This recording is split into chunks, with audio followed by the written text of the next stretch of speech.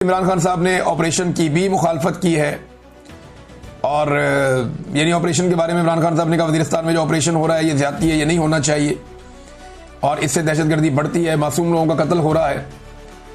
और साथ ही इमरान खान साहब ने कहा कि जैसे अफगानों को पाकिस्तान से निकाला गया है, मैं इस पर बहुत शर्मिंदा हूं जिस तरीके से उन्हें निकाला गया। फिर इमरान खान साहब ने कहा कि जो कुछ मोहसिन नकवी क्रिकेट के साथ कर रहा है वही आसिम मुनीर पाकिस्तान के साथ कर रहा है।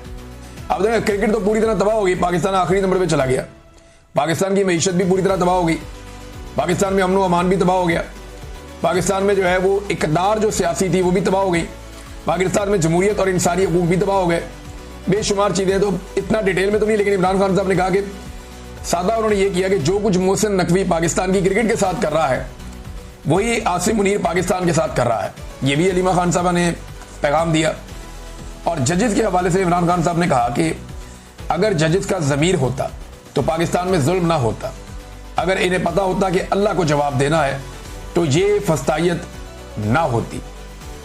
इमरान खान साहब की सेहत के बारे में उनकी बहनों ने कहा जी उनकी सेहत ठीक है, बस एक आंख में उनके कोई मसला नज़र आ रहा था कि वो सुर्ख हो रही थी, तो चेकअप के लिए अदालत में हम दरख्वास्त दायर करेंगे कि इमरान खान साहब का चेकअप किया जाए।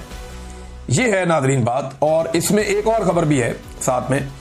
अब शाहिद खटक साहब मौजूद थे तो उन्होंने सहाफियों ने उनसे पूछा, शाहिद खटक साहब से, वैसे उनकी भी मुलाकात होनी चाहिए इमरान खान साहब से, बड़े लंबे अरसे से वो कोशिश कर रहे हैं कि उनकी इमरान खान साहब से मुलाकात हो, करवाई नहीं जा रही। शाहिद खटक साहब ने बताया क्योंकि उन्होंने स्टेटमेंट दिया हुआ था शेर अफजल मरवत के खिलाफ, तो सहाफियों ने उनसे फिर सवाल कर दिया। उन्होंने कहा जी मुझे तो उसने ऑडियो मैसेज किया है शेर अफजल मरवत ने, वार्निंग वाला कि मैं आपसे लड़ना नहीं चाहता। तो उसने कहा जी मैं भी शेर अफजल से लड़ना नहीं चाहता, मगर इमरान खान और उसकी फैमिली के खिलाफ बोलने वालों को मुंह तोड़ जवाब जरूर मिलेगा। अगर वो इमरान खान का पैगाम लाए तो ये इनसे बर्दाश्त क्यों नहीं होता। वो अंदर जाती हैं, सिर्फ इमरान खान का पैगाम लाती हैं, उनका सियासत से कोई ताल्लुक नहीं है, तो ये बर्दाश्त क्यों नहीं कर सकते इस बात को। तो जो भी इमरान खान की फैमिली के ऊपर हमला करेगा उसे मुंह तोड़ जवाब मिलेगा, ये शाहिद खटक ने कहा। और ये पैगाम एक्चुअली जो है वो शेर अफजल मरवत के बारे में है और उन्होंने ये बताया भी कि शेर अफजल मरवत ने उनसे रब्ता किया था। अब आ जाए नाजरीन वो मामला जिसपे एस्टेब्लिशमेंट को हुकूमत से काम पड़ गया, और वो जो एस्टेब्लिशमेंट को हुकूमत से काम पड़ गया है वो काम क्या है, जरा पहले आप ये देखें जो खबरें छपवाई गई हैं या जो खबरें चलवाई गई हैं। इसमें दुनिया न्यूज़ के ऊपर यह खबर चलवाई गई और पेपर के अंदर भी यह खबर छपवाई गई। कहा तो गया कि ये हुकूमती ज़राए से हैं, लेकिन अब ये जो हुकूमती ज़राए हैं वो आप सब अच्छी तरह जानते हैं कि ये कौन से हुकूमती ज़राए हैं जो इस तरह की खबरें देते हैं। रोज़नामा दुनिया ने भी ये खबर दी है, फिर ये चलाई भी गई है दुनिया पे। अब वो ये कहते हैं हुकूमती ज़राए के हवाले से उन्होंने वज़ाहती एक रिपोर्ट जारी की है कि एक अहम नुक्ता है कि ये जो अपॉइंटमेंट हुई है आर्मी चीफ की आज से 2.5 साल पौने 3 साल पहले, अब ये जो कानून साजी की गई कि जो सर्विसेज चीफ्स हैं, जिनके अंदर एयरफोर्स का चीफ, जिसके अंदर बहरिया का चीफ, जिसके अंदर आर्मी चीफ, इनकी मुद्दत मुलाजमत को 2024 में बढ़ा के कर दिया गया था। कितना? 3 से 5 साल, 2 साल मजीद बढ़ा दिया गया था कि अब ये 5 साल तक नौकरी करेंगे। लेकिन क्योंकि ये कानून 2024 में आया और 2025 में आर्मी चीफ रिटायर हो रहे थे, तो क्या इसका इतलाक पिछले आर्मी चीफ पे होगा या नए पे होगा। अब कानूनी नुकता एक ये है कि इसके लिए एक नया नोटिफिकेशन चाहिए। वो जो नया नोटिफिकेशन चाहिए उसके बगैर ये हो नहीं सकता। अब मे बी ये दबाव नए नोटिफिकेशन के लिए हो, लेकिन सेम टाइम में ये खबरें भी चलवाई जा रही हैं कि जनाब किसी नोटिफिकेशन की जरूरत नहीं है। ये खबरें हुकूमत को भी नहीं चला रही मेरे ख्याल में। ये खबरें मिलिट्री एस्टेब्लिशमेंट की मर्जी के बगैर चलती भी नहीं है। ये लोग बड़े हसास होते हैं।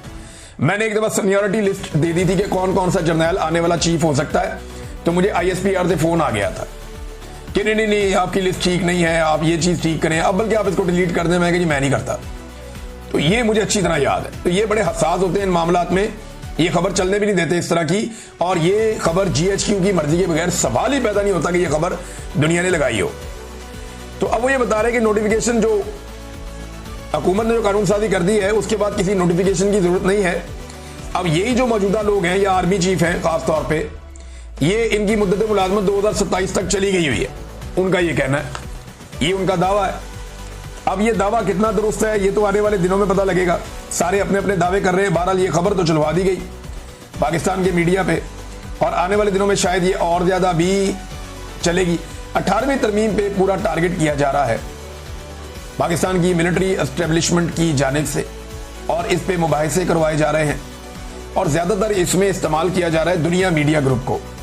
दुनिया मीडिया ग्रुप जो है वो चाहे नए सूबों का बनाना हो, क्योंकि मुस्तफ़ा कमाल साहब ने ये भी कंफर्म किया कि नए सूबों की बात सबसे पहले जो है वो अभी इस हालिया जो बहस छिड़ी है उसमें ये आर्मी चीफ ने ताजरों के सामने की थी, कराची में जब वो मिले थे वहां पे कहीं पे, तो ताजरों के सामने जब उन्होंने ये गुफ्तगू की थी, ये उसमें उन्होंने क्लेम किया मुस्तफ़ा कमाल साहब ने कि आर्मी चीफ की जो ताजरों से बातचीत हुई उसमें कहीं उन्होंने ये बात की थी आर्मी चीफ ने कि छोटे सूबे और नए सूबे बनाए जाएं।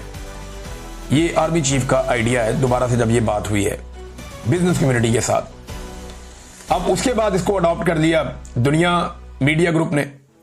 तो आजकल बहुत ज्यादा क्लोज एक रिलेशन है दुनिया मीडिया ग्रुप का मिलिट्री एस्टेब्लिशमेंट के साथ, तो वो वहां से बहुत सारी चीजें इनिशिएट होती हैं, वो हम होती हुई देखते भी हैं।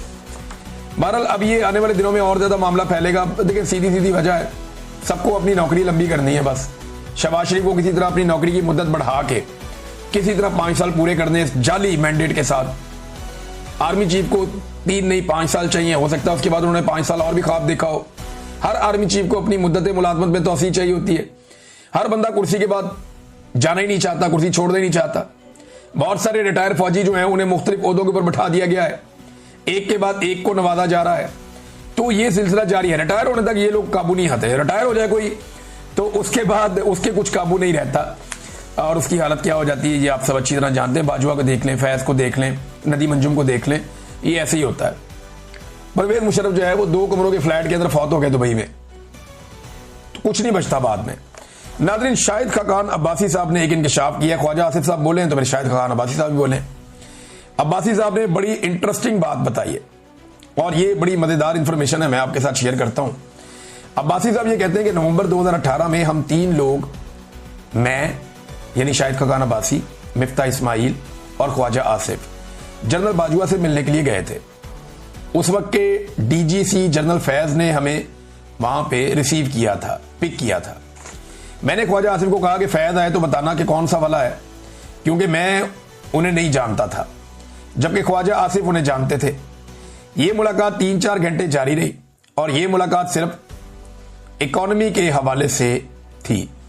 अब मामला यह है कि इमरान खान साहब की हुकूमत बनती है, जुलाई अगस्त में वो आ जाते हैं और आप देखें कि अगस्त में इमरान खान साहब हुकूमत संभाल रहे हैं, अगस्त सितंबर में जाके वो हुकूमत में सेट हो रहे हैं, और नवंबर के अंदर उस वक्त का आर्मी चीफ और डीजीसी मुलाकात किससे कर रहा है? जो हुकूमत से निकले हैं पिछले लोग। भाई मईशत में जनरल बाजवा का काम क्या था? अभी जनरल बाजवा अगर इतना बड़ा मईशत दान था तो ला के उसको अब बैठाओ ना, रिटायरमेंट के बाद वजारत खजाना उसको दे दो। एक भी जर्नैल अगर काबिल होता तो औरंगजेब की जगह किसी जर्नैल को ला के बैठा देते, रिटायर्ड जर्नैल को, जनरल बाजवा को बैठा देते, जनरल नदीम अंजुम। ये जब तक सीट के ऊपर होते हैं तब तक चौधरी बन के ये सारी चीजें संभाल रहे होते हैं। इनकी बिल्कुल इनको समझ नहीं है इकोनॉमी की।